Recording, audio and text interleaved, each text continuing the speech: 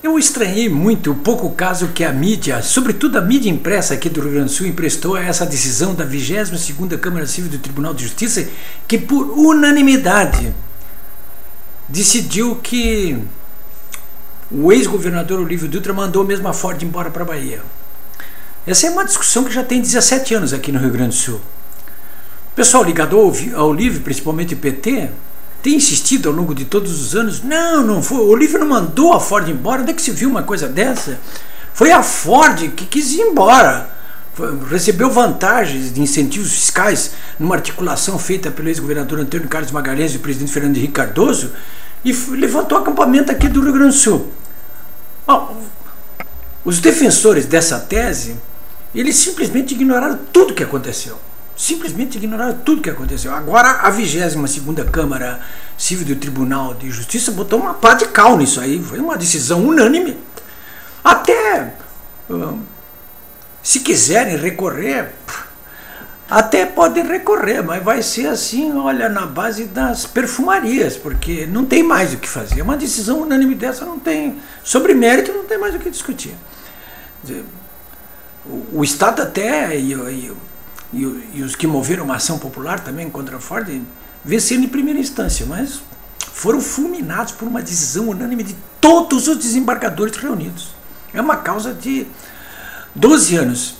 O jornal Correio do Povo, que foi o único que deu o assunto em manchete, aliás, uma bela manchete, mas ao mesmo tempo uma má manchete, colocou ali em evidência que a Ford foi condenada a indenizar o Estado. A Ford não foi condenada a indenizar o Estado coisa nenhuma.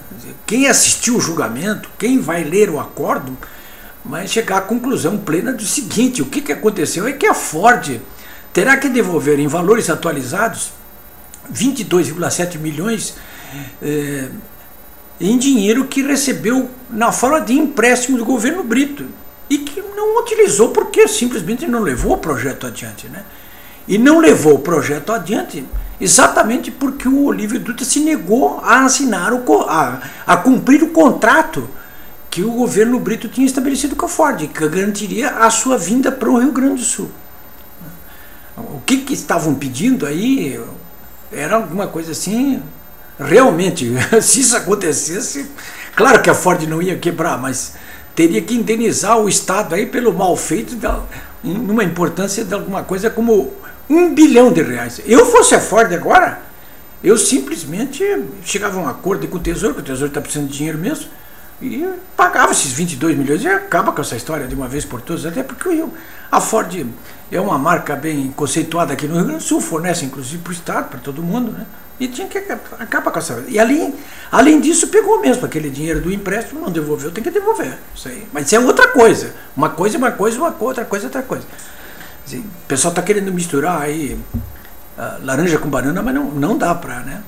Agora, o mais importante de tudo é o seguinte: o PT, os seus aliados da esquerda aqui do Rio Grande do Sul, que preferem uma carroça, que os outros usem uma carroça do que um automóvel, não tem mais argumento, né?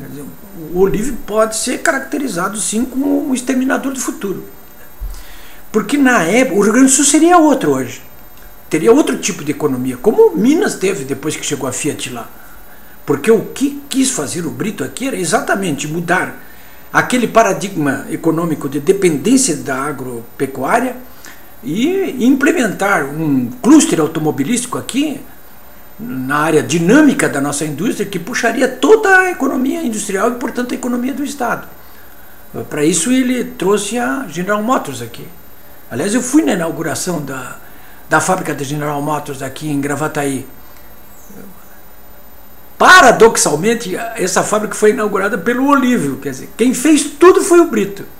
E saiu o Brito no ano seguinte, o Olívio ganhou a eleição, ele foi lá inaugurar a GM. Ele só não fechou a GM, não mandou lá para a Bahia também a GM, porque não dava mais, né? Era irreversível, ela estava praticamente pronta, né? Era o projeto Ararazua, até que Ararazua.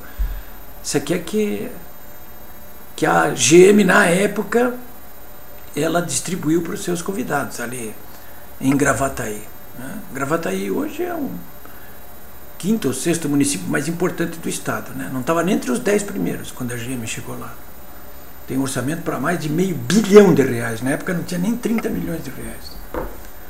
Bom, mas o Brito tinha pensado, não, eu levo a Ford para lá e levo também levo a GM para lá e levo depois a Ford também.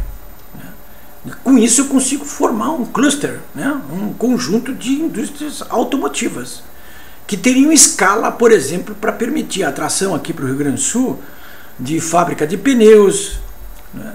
Enfim, todos os sistemistas que esse tipo de cluster permite ter, né? Alguns deles que só viriam em escala realmente gigantesca, como seria o caso de uma GM Ford instaladas aqui no Rio Grande do Sul. A própria laminadora que o Grupo Gerdau chegou até a imaginar, eu até tive lá, fui, se eu não me engano, fui de carona com o Brito lá, que era o governador, aqui para uma cidade próxima aqui de Porto Alegre, né? Teve festa, balão, o Gerdau distribuiu lá até picolé para todo mundo, onde seria a laminadora de aço, porque teria escala para atender GM e Ford, né? Foi isso aí que o Olívio mandou embora, né? Não quis aqui no nosso estado. Quer dizer, vocês estão vendo agora como é que continua a nossa. Ano passado nós crescemos como o rabo do cavalo de novo aqui no Rio Grande do Sul. Nós estamos sempre dependendo do tempo de São Pedro, depende de como é que vai chover, dependendo da agropecuária. Poderíamos estar numa outra situação, completamente diferente, menos dependentes. Não que não seja importante, é importante, mas muito menos dependentes, né? São essas coisas que o PT trouxe aqui para o Rio Grande do Sul, essa filosofia do atraso, essa mania de achar que pode fazer uma releitura do comunismo, implantar comunismo numa cidade só, ou num estado só, coisa que nem o velho Marx cogitou, isso aí nos seus piores momentos. Mas o Olívio, esse pessoal do PT aqui do Rio Grande do Sul, acha isso, como ele achou, quer dizer, é a vanguarda do atraso, está agora bem caracterizado. Quando se disser agora, o Olívio realmente pegou e mandou a Ford embora do Rio Grande do Sul, é só pegar o acórdão dos desembargadores da 22ª Câmara Civil do Tribunal de Justiça, em decisão memorável de ontem, e chegar a essa constatação, mostrar ali por A mais B, que é isso mesmo, né? É isso mesmo, né? Infelizmente, o Rio Grande do Sul tem feito essas escolhas estrambelhadas aí, de eleger gente como esse Olívio Dutra, eleger gente como Colares, eleger gente como Tarso Genro, que é o suprassumo da vanguarda do atraso, que são pessoas e líderes que representam tendências importantes da vida pública do Rio Grande do Sul, que estão com a cabeça grudada lá no passado, que não são capazes de se adaptar aos tempos modernos, ao que nós precisamos realmente que aconteça aqui no nosso estado, né? Mas boas notícias, né, que nós temos aí para essa quinta-feira, eu acho. Meio tantas más notícias, pelo menos essa boa notícia. Só espero que a Ford pague logo esses 22 milhões aí para ajudar o Sartori a pagar a folha de abril aí. É isso aí. Aliás, eu quero contar aqui no final uma historinha para vocês sobre esse caso da Ford, que ia ser instalada aqui em Guaíba. O governador Antônio Brito, ele conseguiu lá com o prefeito Cornetê, aliás, todos foram absolvidos nessa, porque além disso, esse pessoal ainda queria condenar o Brito, o prefeito Cornetê de Guaíba, o Nelson Proença, todos estão tudo absolvido.